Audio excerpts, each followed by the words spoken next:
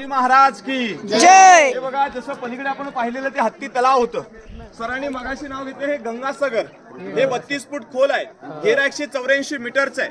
छत्रपती शिवरायांच्या राज्याभिषेकाला काशीचे गागाभट्ट आले होते. याने 7 नद्यांचं पाणी आणलं होतं. राज्याभिषेक सोहळा झाला आणि उरलेले जे काही पाणी आहे ते शिवरायांच्या आदेशाने याच तलावामध्ये विसर्जित केलं आणि याच तलावाचं नाव ठेवलं तीर्थ गंगासागर. म्हणून साहेब याच्यात एक 4 ओळीची कविता सुद्धा म्हटलेली आहे की गंगा, यमुना आणि नर्मदा यांच्या आल्या साऱ्या बहिणी आणिले सप्त नद्यांचं पाणी.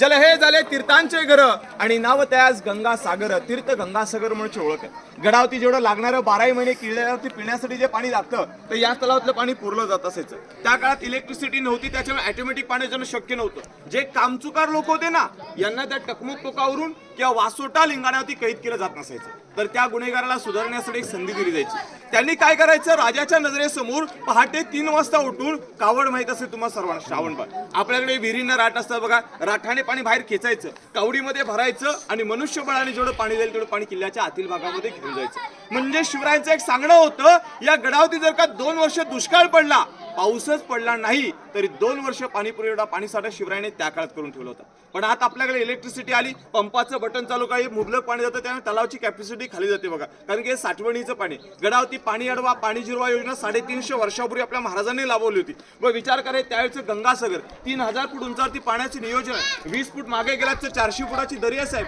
पण गडाच्या पायथ्याशी एप्रिल, मे आणि जूनच्या स्टार्टिंगला आलात ना, म्हणजे तर पाहिलं तर गडाच्या पायथ्याशी खूप मोठी पाण्याची टंचाई पाहतो. मग गड माथ्यावरती मात्र तुम्हाला मुबलक पाणी पाहायला भेटेल बघा. याच गंगासागराच्या वरच्या बाजूला समोर हे 2 टॉवर बघायला भेटतात का. रायगडाच्या माथ्यावरती 2 टॉवर म्हणजे गडातील सर्वात उंच वस्तू असणार. यांना सप्त मनोरे म्हणतात. हे त्यावेळी 7 मजले होते अशी जाणकारांची मत आहेत साहेब. पहिला आणि दुसरा मजला आहे, याच्यावरती अजून 5 मजले असेल. आपण कल्पना करा की त्याच्या 7व्या मजल्याची हाईट किती उंच असावी.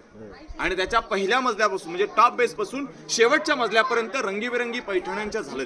काव दिव्यांच्या पंक्त्या, त्याच्यामध्ये दीपोत्सव साजरा व्हायचा. प्रत्येक मनोऱ्यामध्ये 360 दिवे तिळाच्या पंत्या किंवा मशाले पेटवले असतील आणि त्या रंगबिरंगी पैठण्यांच्या झालरांमधून तो तेजस्वी पडणारे एक प्रकाशमय वातावरण सायंकाळी जर का त्या तलावामध्ये पडलेलं असेल साहेब, आपणच कल्पना करा का त्या तलावाची शोभा किती सुंदर असेल.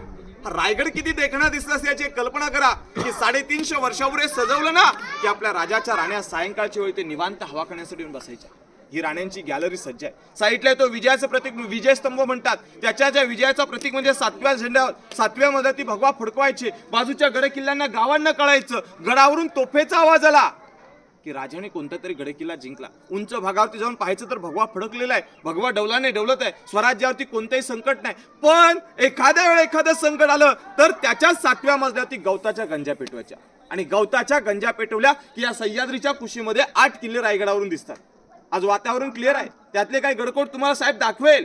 पण 8 किल्ल्यांना कळलं जायचं की राजधानी रायगडावरती संकट आलंय. मग 8 बाजूचं सैन्यबळ रायगडाच्या पायथ्याशी यायचं आणि दुश्मनाला इथून हुसकावून लावलं जायचं. म्हणजे विचार करा, गडावरचं सैन्यबळ सुखरूप, पण गडाच्या पायथ्यापासून त्याला त्याची जागा दाखवून दिली जात असायची. हा राजांचा गणिमिकावा पाहायला भेट होता. म्हणजे हे स्तंभ नुसते हवा करण्यासाठी की दिखाव्यासाठी नव्हते. एकतर दिखावा होताच, पण प्रामुख्याने यातून सुद्धा कामं करून घ्यायचं हे छोटं काम नव्हतं साहेब. कारण राजाची दूरदृष्टी त्या पद्धतीने होती. स्वार्थ विचाराचा राजा नव्हता. कारण राजाने स्वराज्य फक्त अवघं 50 वर्षात घडवलं गेलं आणि त्यातलं रायगडावरती फक्त 10 वर्ष, त्यातले 2-3 वर्ष असेच निघून गेले असतील.